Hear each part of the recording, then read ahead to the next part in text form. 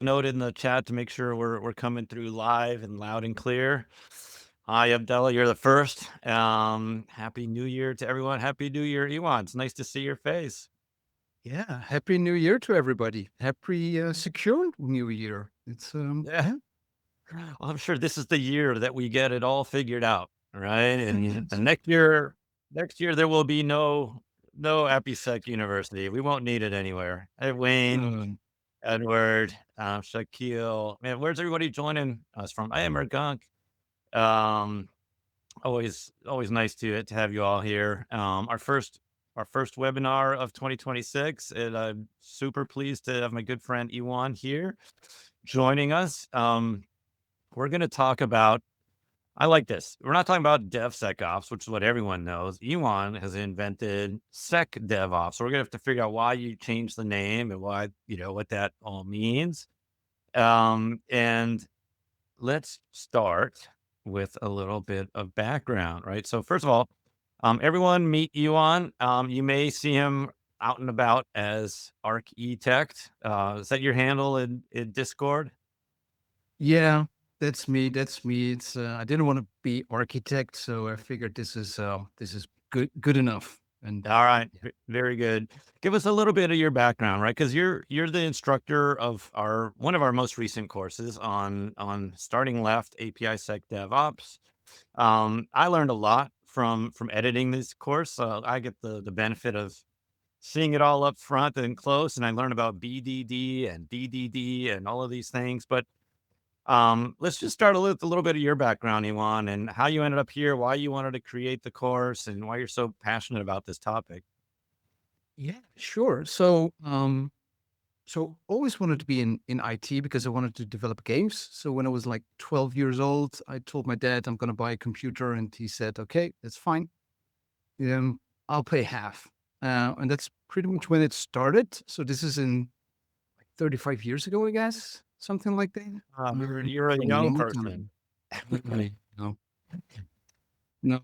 I've been looking for software, as a software engineer all my life, and even though I did a lot of different roles, always been creating stuff is my passion. It's always been around Yeah.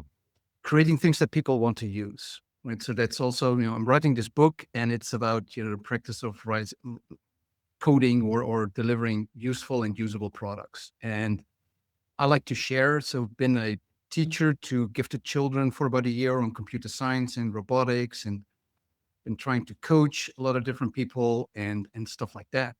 So when I you know came across APIsec, I started doing all these courses, and I thought this is really fun and kind of fit in with the theme of my the chapter I was writing in my book. And I figured, okay, why don't I write something about the software engineering aspect of secure APIs? And to me, that starts with security. So yeah, first Uh, security, then development, and then operations. SecDevOps kind of gave well, it all away. right. So is there a reason why I have to admit, I've taken your course, I've taken other courses, and it's still is SecDevOps, DevSecOps, whatever you want to call it, is it a function? Is it a concept? Is there a team at large companies called DevSecOps, right? Or is it kind of like more of a holistic philosophy or something? I think it's the latter. I think it's actually something that I want to be a little bit controversial and make people think about it. Everybody talks about DevSecOps, and I figured that it's the wrong place to do security. And every time you develop something and then it has to be secured, or you deploy something and then it has to be secured, security and also all the other things like compliance and audit, they're also always these afterthoughts. And I think that's wrong. And then you come across people, security architects and software architects, and they're always at odds. And then, well, you can't be secure and usable, right? It's always this security and usability are at odds, and I think that's wrong. So it started to become something like think different about about these kind of things. So I'm I'm a flip thinker, so I like to look at problems from a different angle and then see how that plays out. And I figured, why is it always the challenge, from a security perspective? And it's always because it's either considered a technology thing, right, or it's a business thing, and then you see it's risk management, and they're always a little bit, not integrated, and we have a really hard time, bridging the gap between business and IT, right? And so it's Yeah. people started talking about biz DevOps, but I think security needs to be in there as well. So I figured, just put it there. I think if you look at like how, IT and apps have evolved over the last 20 years or longer, right? Um, we sort of, I've been in cybersecurity for 25 years, right? And there was always an engineering team and a security team. And they don't Yep. talk much to each other, certainly not Nope. in larger organizations. And I mean, for better for worse, like that's kind of worked plus or minus, right, for a long Yeah. time, right? And why did it work? I think I have a theory on this. Tell me if you agree, and audience, please, jump in, right? That security was sort of something you could bolt on, right? Like engineering builds the apps, the ops team runs the apps, security teams, they they keep everything secure. I'm not even going to say secure the apps. They Yep. just keep everything secure, right? And what do? They put a firewall in front and a detection video camera thing, and they run different scans and that kind of stuff. But but the world has evolved now where security teams are kind of like they're at a loss for how to defend against these new modern logic and app level attacks. Would you agree? Yeah, I totally agree with that. It's but look at the OS top 10, right, and the API security top 10. They're all based on, issues in the actual applications, right? It's not a peripheral problem anymore. So if you want to address the OS top 10 and the API security top 10, you have to build it into the actual software. And that means that they need to be requirements, right? Because security officers, security experts, they're not software engineers. They know a lot about security. They know about how to secure things. So they have to think in terms of the requirement that they have to put forward to the software engineers to be developed. And software engineers, not just the people that code in Java or TypeScript, it's also the software engineers that create the code for the infrastructure, right? Infrastructure as code. And you need to keep these together, right? Those three um, um, um, disciplines, but think in terms of the application needs to be secure, the infrastructure needs to be secure, but to an acceptable level. And that kind of turns it immediately into a business problem, right? Or a business challenge, because acceptable levels is acceptable risk, and that's a business risk. And I think that's how things came to be. Yeah, in the past, you locked the door and that was it. That was secure enough. But look at cars. All of the security features of cars, they're all integral part of the car. And I love the fact that you said, you kind of bolted on the security afterwards. So I live in Dubai and we got some really slick power boats here in the harbor.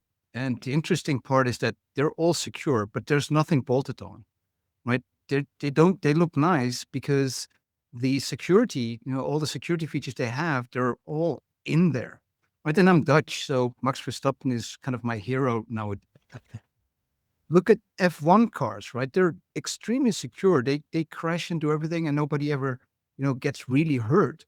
And that's Yeah. because security aspects are built into the design. So Yeah. yeah, I think that It's Microsoft will put up with us.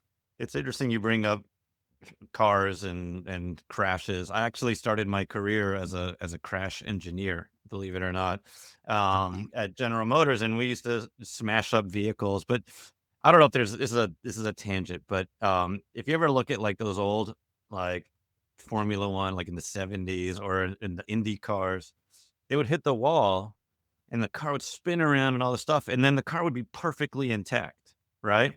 But the human inside would be like, mush, right? And that was the notion of security back then, right? Like just Yeah. have this incredibly rigid, structured vehicle. And then they learned along the way that actually you need the vehicle to take the hit, not the person. I don't know if there's an analogy there, right? But like maybe the person is the app, right? And the car is all the infrastructure that goes around it. And you need the infrastructure to take those hits, whether it's rate limiting or bot detection or what. I don't know. I think the analogy dies at some point. So, but the reality is like it is now back at the logic layer, and I want to get into some of the meat of your course, right? So this is what the course structure looks like, right? Mhm. And you have a couple of key concepts, right? BDD and DDD, and I don't want to like jump, like help walk us through kind of like your flow, your thought process in Sure. this course, and some of the key concepts that you think we really should focus on here. Yeah. Yeah. So it's always based around useful and usable. And usable also means that you have to be able to use it in real life without risk. So always talk about acceptable risk. BDD, behavior driven development, is it's it's a view on software requirements that links to how the software is being used. So you describe the behavior of the software when it's being used, when a feature is used. If you look at typical requirements, they most of the time they document what the software can do, but not how it's being used. Yeah. And I think that making software usable means that you have to look at it from a user's perspective. So how are features being used? And then set it in the context of the business domain.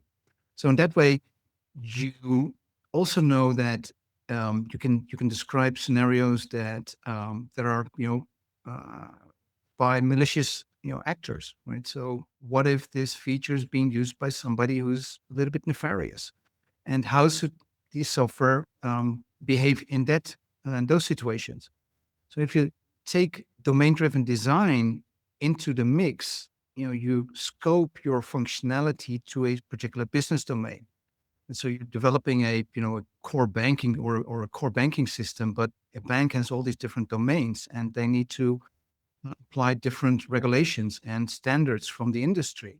So acceptable risk is now confined to these different banking departments, and the software needs to behave differently within the context of a department. So that's how they fit together. But I always like to focus on how to use the software to solve a business problem in a way that it's safe to do so from a business perspective. So how can you make it actually usable within a business, Well, so if that makes I'm sense? gonna we're gonna I see Darren here, someone I admire tremendously, and he's always got fascinating comments. I want to come back to Darren's comment in just a minute, but when you were talking about behavior driven development, I'm reminded of an example I use a lot in our workshops, which is Instagram, right? Where they built this password reset capability. And from a functional perspective, it was perfect, right? Basically, if you forgot your password, you would come in and say, I forgot. It would send a code to your personal email address, and then you could use that code and run it. And it worked perfectly, right? But the way it got implemented created its own exploit, right? Because you could brute force it, you could guess every combination, right? You could change your IP address to continue having more guesses. It was a numerical code, so it was prone to incremental sort of testing and that kind of thing, right? Is this an example of a failure of BDD, right? To think not just like what is the functional requirement, but what is the overarching requirement? Absolutely, absolutely. Right. If you describe the functionality, I don't want to say straightforward. Actually, it's really hard to describe functionally all the things that you just mentioned, right? Can be brute forced, et cetera, et cetera. But when you describe it in terms of use case scenarios, right? What is the scenario in which that feature is being used, and have them individually. Then you would be, it would be very straightforward. Actually, you would say that, okay, um, in the ideal situation, that feature is being used, the person resets their password, then that's fine. But what if, it's brute forced? So a password reset code is tried, 3 times within a second. Bot is doing it. Now, to describe that, you can say that, okay, the last 2 attempts were within the same second. Now a third attempt goes there and it's still within the same second. Now the system should behave differently. So when you describe functionality, typically you describe how the software should behave in the ideal situation.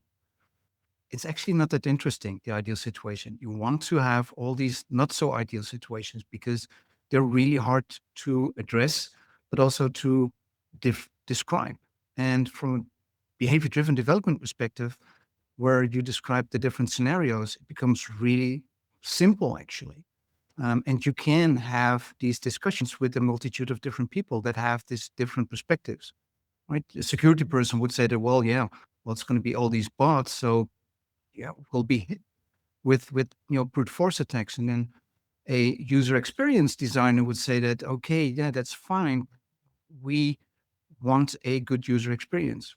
And Yeah. this is also why I'm saying that if you address it from that perspective, you can have security inbuilt from day one as a requirement. And you have your user experience experts in your marketing department treat those as any other business requirement and give a very good user experience for a security feature, in fact. Iwan, do you think that we're paying the price for kind of a historical organizational flaw, which is, product managers define the requirement, engineering goes and builds it to the spec, right? And then, oh, that security team, we don't like them. They're like that, those annoying people who make our life difficult, and they aren't really part of the process, right? And as such, the mentality of product design and development is, does it work? Not, is it also secure, right? Secure is just like this extra pain in the ass thing that you got to do, right? But Yeah. is there So logic there? welcome Conway. So Conway's law, I love it. Oh, No, but there's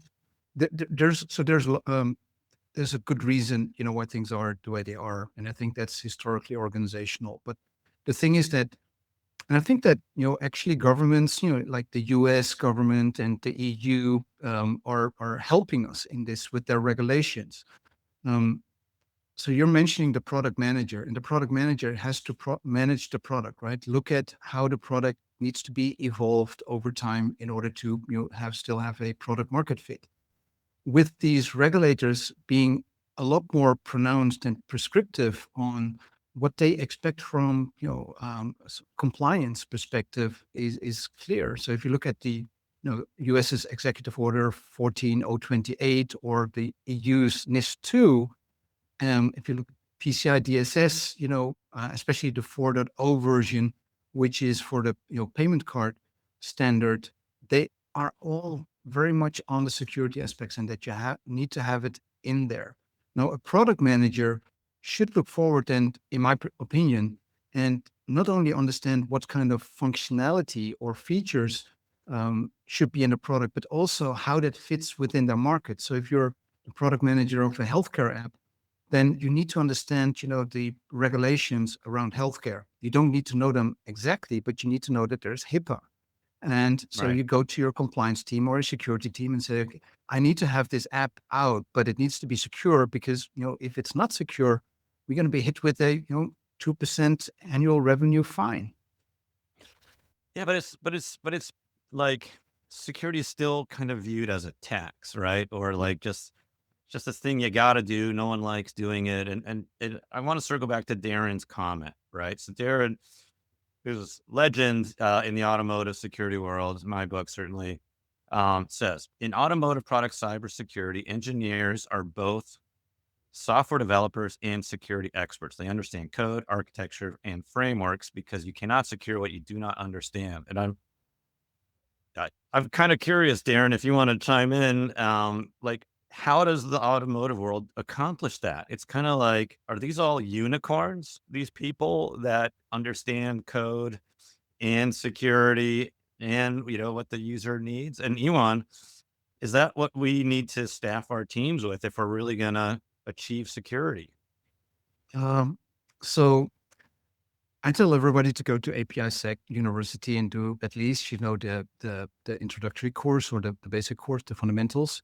Yeah. But if you look at PCI DSS 4, payment card standard, it actually requires that all the software engineers are trained in security within, the scope of their domain. So I think it's not so much that the automotive industry does it right. I think they started doing it. And I think that if you're make a mistake, like you mentioned, in the security of the car, if it's not safe, then well, people die.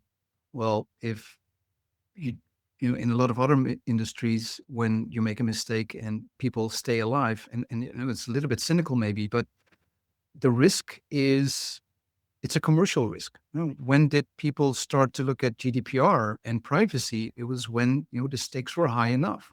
So I think that's Well, I think an issue. automotive is a special world, and Darren, I read all of your stuff, and it is quite remarkable, right? Because you think about the software that runs on your phone, right? You expect that software to last a year, few months, Yeah. I have an electric vehicle, that has never been updated, which I find outrageous, but I won't name the manufacturer. And it's 5 years old now, right? And it's a Yeah. modern car. I have a mobile app. Like, they have to build software that lasts, like, basically forever, right? Yeah. You're hauling humans around at high speeds in big, heavy vehicles, right? So, it's a that's maybe a special world, right? But, like, let me look at some of these other questions, right? So, when we're talking about BDD, right? From Mergang, what is the level of risk you define as acceptable? Is it defined according to the domain or the project? Well, maybe here's a perfect example, right? In automotive world, level of risk equals death and injury, Yeah. right? In banking, it could mean major financial harm, right? But on a vacation planning site or something, or weather.com, yeah, what's the harm? It's no, I mean it's a perfect question, right? So acceptable risk is a business, so it is acceptable business risk. So you have to ask your business what is acceptable. So that requires um, a dialogue between the business stakeholders as well as security experts and the software engineers, and you need to see what is the cost versus the benefit of making things secure. And I would say that, it's in automotive, I think it's very clear, right? You have these tests that are done by, the government bodies on how safe a car is.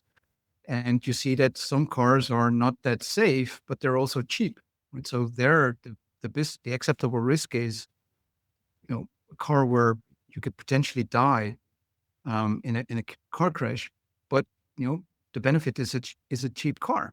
And if you have this super safe car, it's extremely expensive. Same thing with weather.com, right? If the why do people use weather.com? Well, it's because they, maybe they provide their email address so they can get, daily updates, but that's about it. So it's not the risk of a data breach is probably reputational, but then again, it's not that bad. I mean, what are you giving them? Well, but is so we talk. There's a lot of comment, PCI and safety standards, crash testing and all that stuff. And I think it's okay, right? Now a lot of people saying, oh, it's mandated to do safe security training for engineers and so forth, right? But like back when I was doing car crash testing, right? Did you know that the federal standards, Darren will know this, you had to pass the test, crash a vehicle with a 50th percentile male dummy, someone like me, right? Yeah, I'm pretty much like straight average. right? But if you're a very small person, guess what? That airbag was way too aggressive and probably kill you, right? And so there's one thing to rely on standards, right? But what ends up happening is you build to the standard, or many organizations will build to that standard. And by the way, on PCI, they do have standards written in there. It's black and white, right? You have to do API security testing. You have to do security training, right? And what happens? I've talked to dozens of PCI auditors, and they're like, "Oh, really? That's in there?" Yeah. I'm making generals. I'm sure there are plenty that are. There's 500 standards in PCI, right? And so, how do Yep. you really keep up on all of them? I mean, it seems like standards are one thing, but we really like. I think security needs to be viewed as a business enabler, right? We've talked about this forever, not a thing you have to check off. Yeah. Um, yeah, I agree with that. And yeah, with PCI, I've been in, different financial organizations and they all treat PCI the same way, as soon as audit comes around, everybody's PCI compliant because, it's there.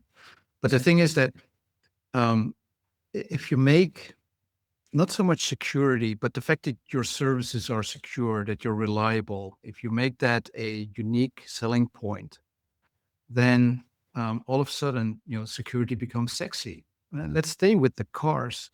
In the 80s and early 90s, there was this ad of Volvo on Dutch TV saying that since they started manufacturing cars, a third of all their cars was still running, right? And they had that verifiably so. Not sure if that's still the case, but you would buy a Volvo because it was a reliable car. Why are Toyotas so expensive compared to other cars? Because they're very reliable. They're very well built. Toyota says, okay, we're not going to put all, the bells and whistles in there, but our cars, well, when you see a car, at the road with the hood up, that's a novelty. Volkswagen had the what you call it, the I don't know the US equivalent, but the road assistance, right? And they said, Yeah. they had this Volkswagen, road assistance, and then it was the car that the road assistance people would be driving, right? So um, as soon as reliability, security is a unique selling point or one of the critical success factors of your business, then security becomes sexy, and that's what you do. Mm. So I think it is a business aspect, and you need to look at that. And company that doesn't, well, security will never be sexy. Well, I mean, the reality is, like, I wish that was true, right? Because then we would see like more well-staffed security teams. Or should we be thinking about this all differently? Like, security as a separate entity needs to just go away as a concept, right? Like, security should be in the product team, right? Not like I'm a security person, you're an engineer, but Mhm. to Darren's point, like, they are one and the same. These are the unicorn people that we need to to hire to build our apps. Mm, yeah, I think that it does make sense. So if you have like it's like so a T-shaped team, right, where you have all the disciplines, and it should have security in there. But I would say that security should not be treated as a technological thing or a tech thing, right? Still think that you need to treat security from a requirements perspective. Um, Maybe it's not so much that the software engineers need to be security experts, or obviously they need to be aware, right? And they need to, but I think that security experts need to think more in terms of um, requirements, right? They need to be able to um, translate what security measures need to be there in terms of what the requirements to the software should be. Because I think that's where it starts. If you're not defining good requirements, right? I always say that if great requirements result in good products. But if the requirements are from day one not good, if they don't take security in there and compliance and auditability, and don't expect even software engineers that are security experts to be able to develop it, because then you'll get, a software engineer that wants to build in security, and then the product manager says that, what are you wasting your time on? That's not a Right. requirement. You need to meet the requirements, and then that's it. And But then you get, yeah, security requirements are kind of like negative requirements, right? And PMs, will tend to think like take that password reset feature of Instagram, right? If I was the PM, I'd be like, all right, this is what it needs to do. There's got to be a form. I forgot my password. It needs to send a 6-digit code or alphanumeric code or blah blah blah, right?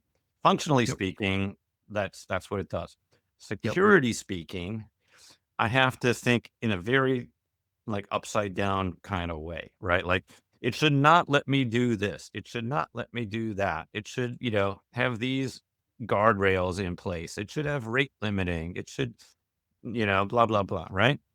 Like that just feels like a fundamentally different type of PRD than what PMs are used to creating. yeah. So how I treat this, and this is, I think, where BDD comes, plays an excellent role, is that the the PM will come up with, the sunny scenario, right? If you look at, how the feature is going to be used, and even if it's the password reset feature, the PM will say, this is how it needs to work, Mm, which will be, lovely. the happy And path. then, yeah, excellent, exactly. And then you have your security experts that will add to that, the not so happy paths, right? Then you can classify them. You can have, the cloudy path, where, I would say the cloudy path is where, a well-willing, user makes a dumb mistake, Sure. right? And then you can have your rainy path where it's a more nefarious user, and then you can have, the thunderstorm path, The um, lightning which path. is, exactly right. And then the only thing that you have at that point, right, is the scenarios, which is, there's no development, there's no testing, nothing is there. And based on those scenarios, you can then have a discussion with the PM, the security people, and the developers, for example, and say, okay, which of these scenarios are we going to support in the software? And then you will have a trade-off. Okay, this is really something that's not something that we want to develop because it's too much work and it's very unlikely that it will happen. And by defining that at the start, from a requirements perspective, and just saying that, okay, these scenarios will never happen or so unlikely, it's just not worth the effort. We accept the fact that it might happen, um, and then you have the acceptable risk in there. Yeah. And I think it's a model that works really well, but it does require, have everybody on board.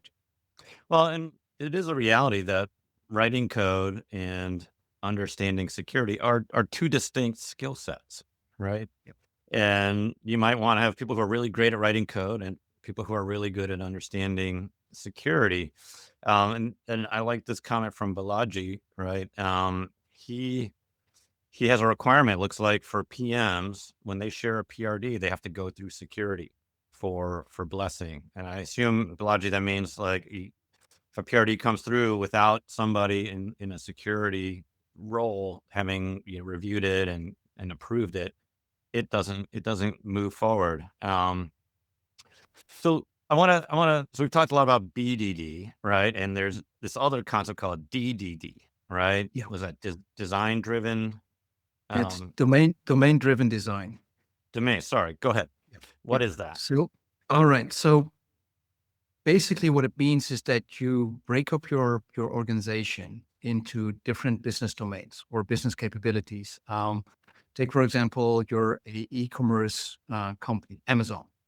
So they have, the different domains they have is the one domain that's doing the marketing, the domain that's doing the fulfillment, the domain that's doing the warehousing. So in domain-driven design, you scope the different applications, and it works really well when you have microservices to the bounds of a domain of such a business capability. And you design everything using the terminology or the vocabulary that's being used within that business domain.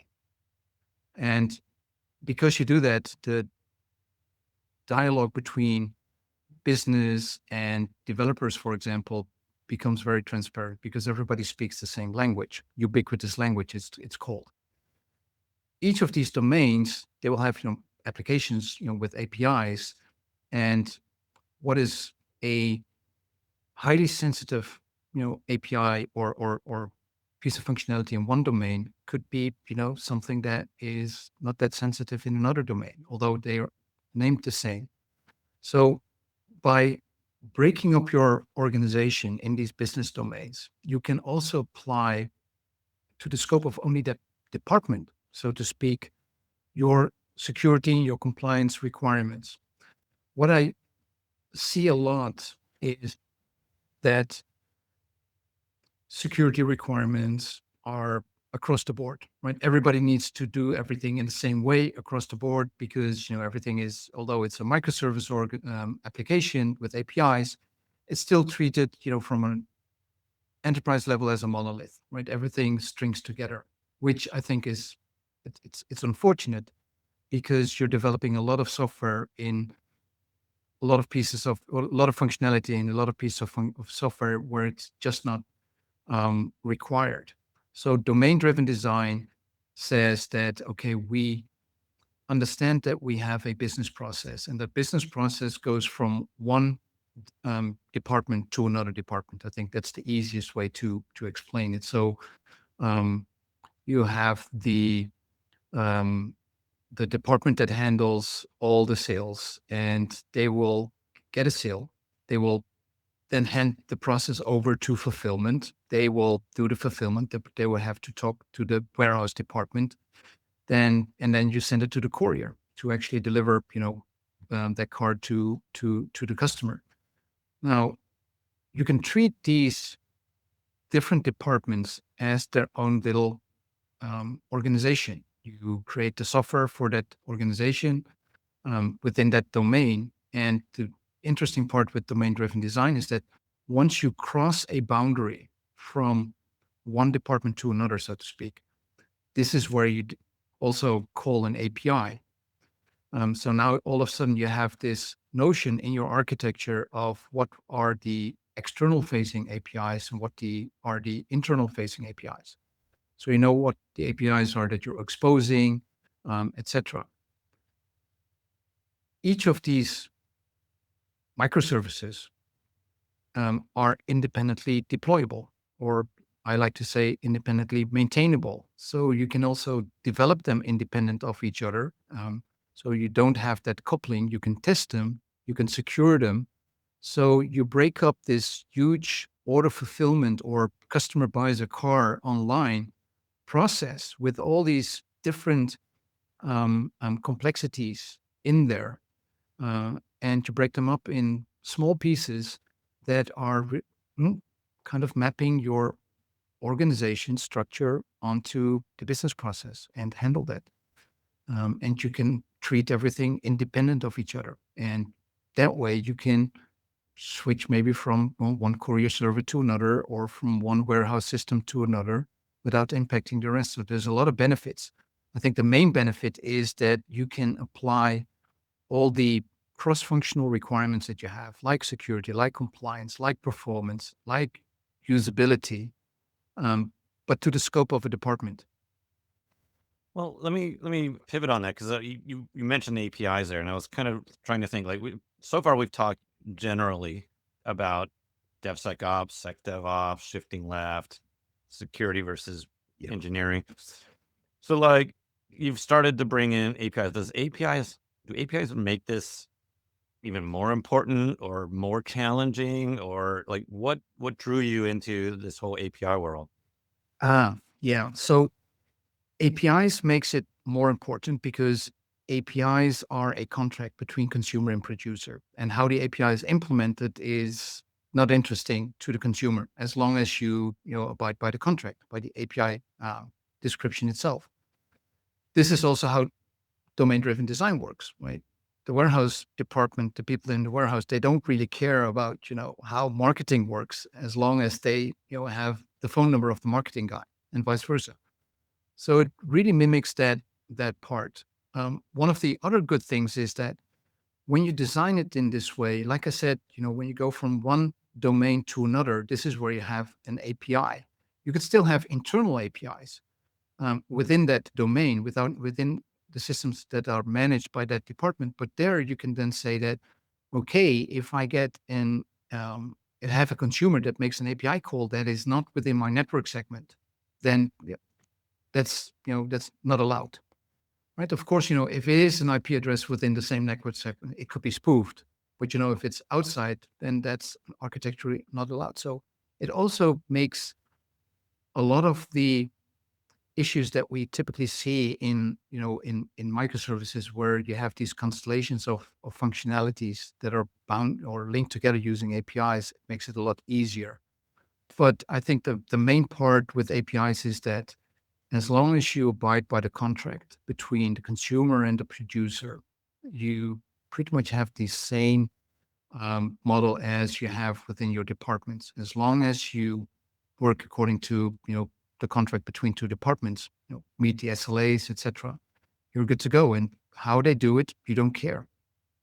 Well, it's interesting, and another fine comment from Darren, right? Microservices can introduce business logic and so forth, and that reminded me of the Coinbase example where this hacker manipulated an API call to sell to not sell the asset he owned, but to sell an asset he didn't own.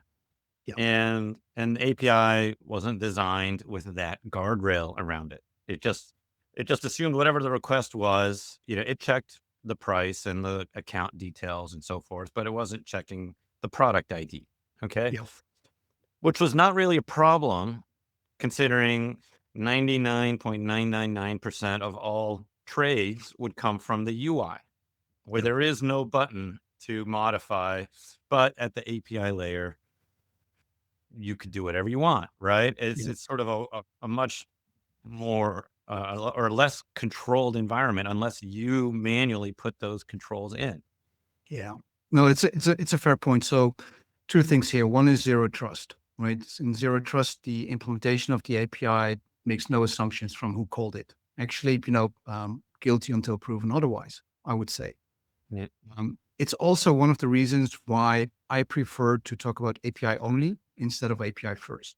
API only makes no assumptions to who the client is. If you don't take that approach, and I think that here is a good example, then you see that the developers of the API itself, they make assumptions of the security that they would otherwise have built has already been handled within the client software. Yeah. I think that if you mentally um, have a model where you don't know what is developed in the client, then you're good to go. If you are very stringent in implying zero trust, then you don't make any assumptions. And then on top of that, when you do behavior driven development and you have this paradigm that if a scenario that has not been designed upfront and tested comes to play, then don't accept it. Right. Yeah. And so you can be very explicit of this use case scenarios you support. And those that are not documented, you just give a 400 back.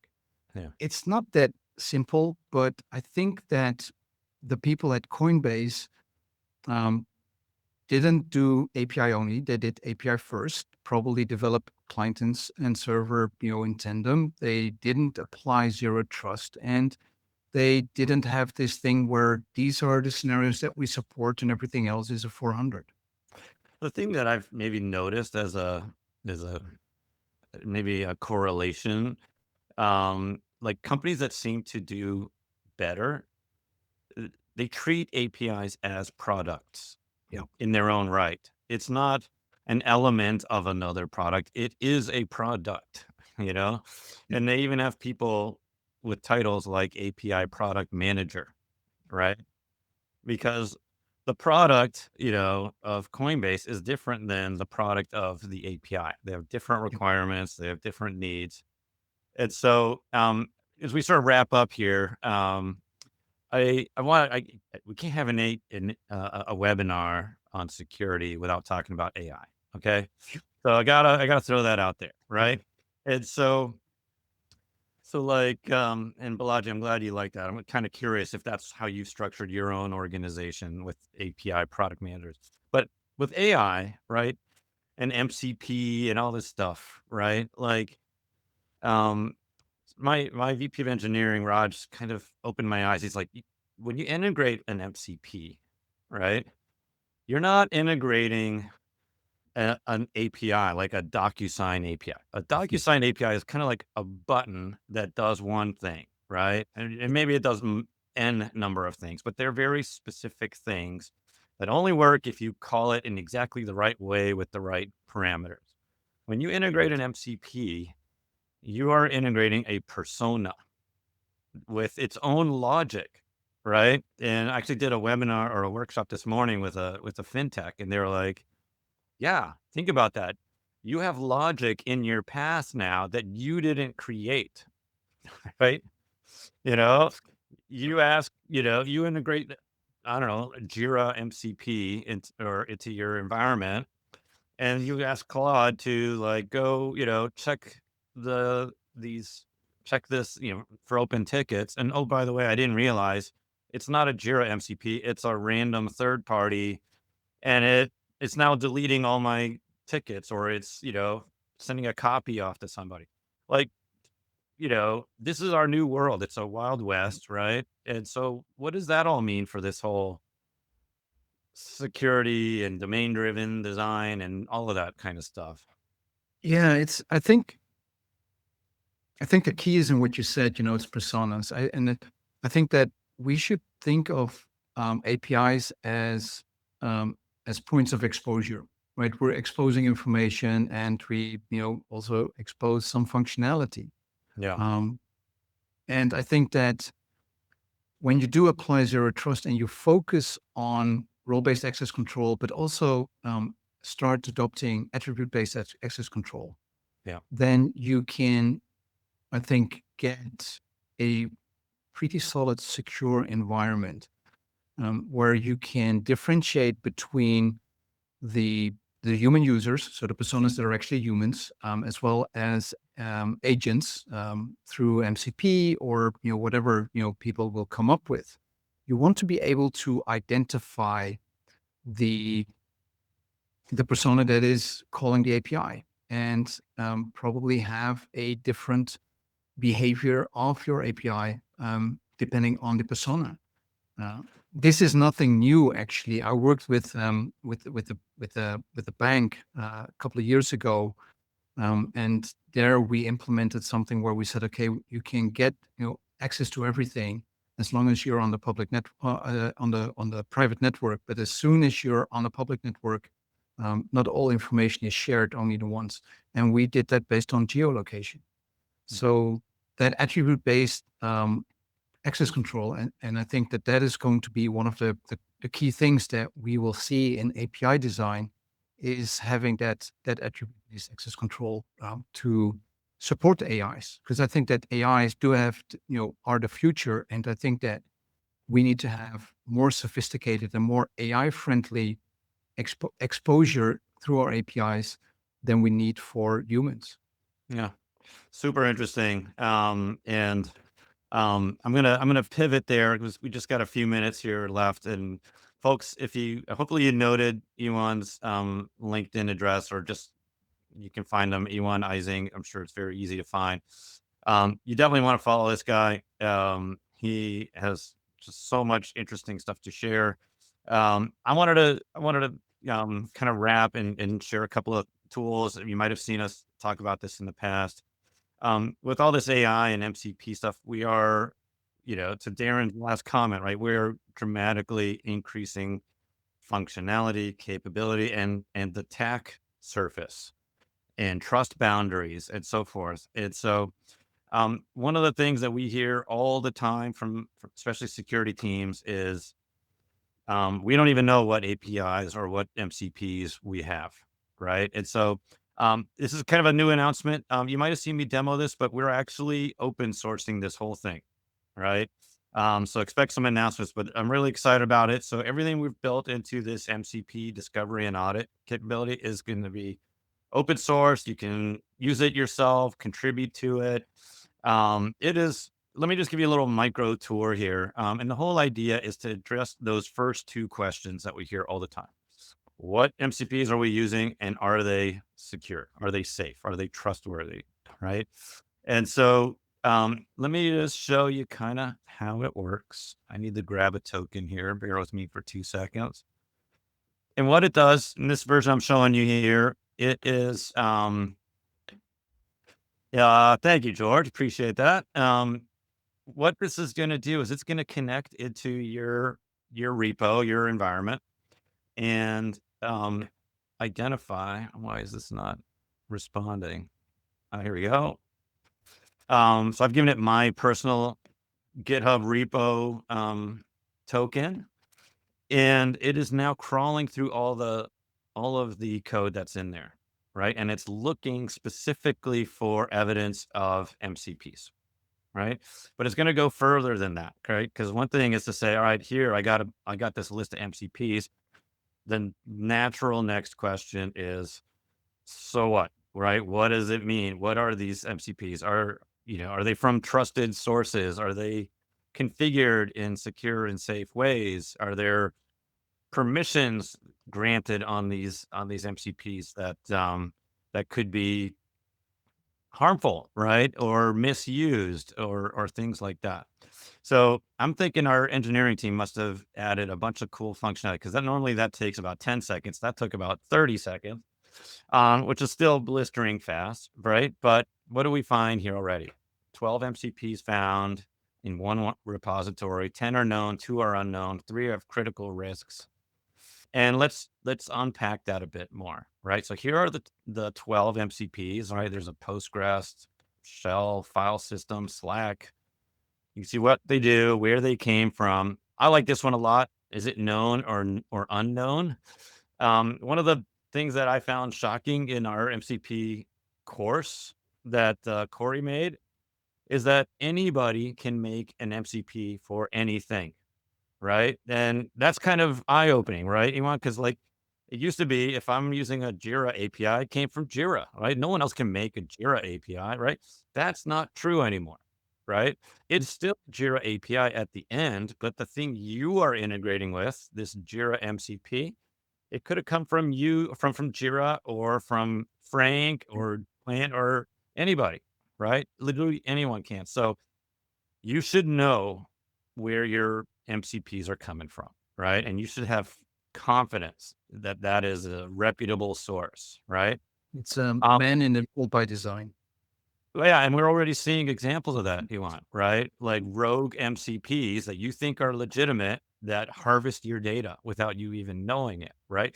And it's exploiting a naive trust, right? That people have in this MCP stuff, right? Like if there's an MCP, I'm going to use it. I'm sure it's fine. I'm not going to worry about it. And look at the things that that MCP can include: database access, shell access, file system access, right? You know, used to be we would like hard code these API integrations and we knew what they were doing. Now you integrate an MCP and you get this page that says, what permissions do you want to enable? And let's be real, most people hit select all here. And now it's got everything. Okay. So folks, this thing does this and a whole lot more. It'll look for credentials and all kinds of stuff. It's totally private, right? Let me answer that right up front. It's not sending any data to us or anybody else. It sits inside your own browser, right? And we're open sourcing that, and we'll share more detail. On the API side, hopefully you've seen this, and if you haven't, well, I'll show it to you now, right? The big question is, what APIs do we have, right? Engineering teams tend to know the answer to that. Security teams do not, right?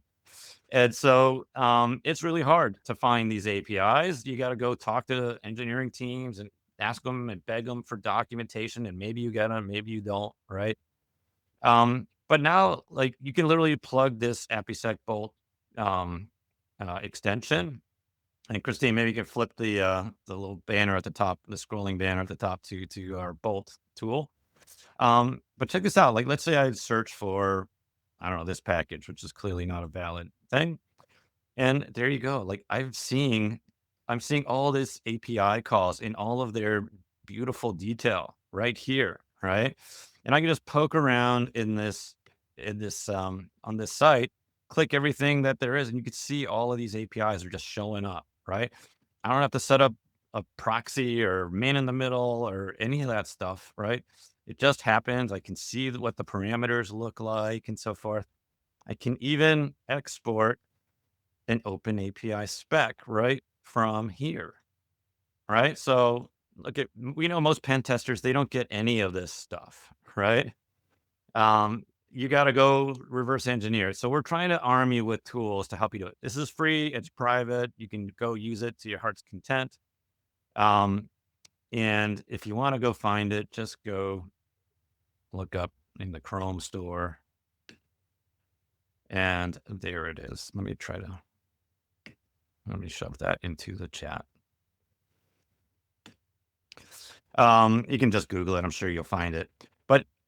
But George, there is one more, right? You can analyze this thing and it will actually now do some analytics on your API, and you can even onboard it, which means it's going to take that discovered API and bring it into APIsec.ai. This is what pays the bills for us, folks. So if any of you are out there needing more security on your APIs, you want like a continuous pen test that's automated, that's very clever, that will blanket your APIs with thousands of attack simulations, please let us know.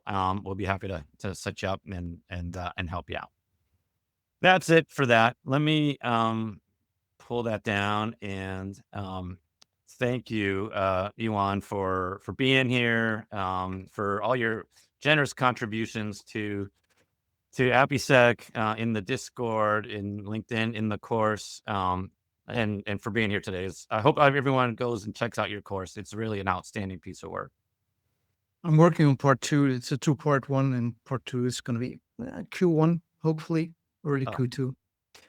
that's awesome, man. It's it's a lot of work, and you do this out of generosity for the community. So everyone really appreciate that. Last shout out, APIsecCon is coming up in 3-4 weeks, February 12th. And so registration is open. You can click the orange bar at the top to get access to that. And with that, we'll call it a day. Thank everyone for being here. Happy New Year. Hope y'all have a great 2026. Thanks for the awesome contributions and questions. And thank you, Iwan. Really enjoyed the conversation. Thanks for having me. Bye, everybody. Take care, everybody.